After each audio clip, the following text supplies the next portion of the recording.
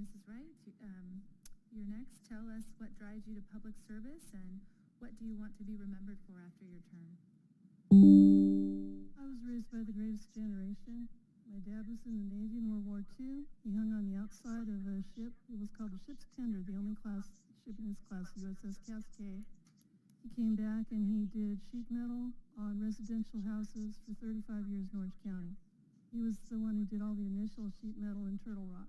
He took us out to look. See that rock out there shaped like a turtle? This place is called Turtle Rock. My mom was a version of Rosie the Riveter. She actually doped airplane wings. And I think it gave her some mental health issues sniffing all that glue, to be honest. Seriously. I've been a blood donor, platelet donor. I've given to charities over the years. I was a school bus driver. And when I was a school bus driver, back in that day, there was a certain way that you crossed the kids. You got out first. You got out in the street. You made the kids wait on the curb. You told them when it was safe to cross, and then they would cross, and you make sure they make it all the way across, and then you got back in the bus and continued your route. There may or may not have been a time when a beamer went flying right through my red lights, and there may or may not have been a footprint on that beamer as it drove away.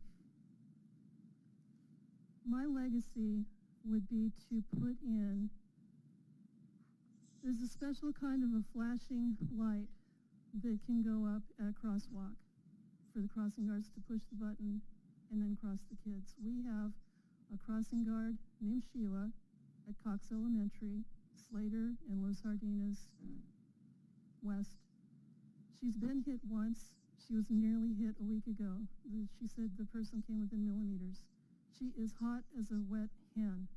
I could imagine any beamer going through getting a footprint if it was me.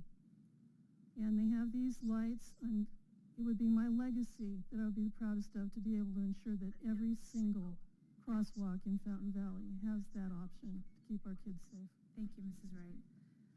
Mr. Grandis, tell us what drives you to public service and what do you want to be remembered for after your term?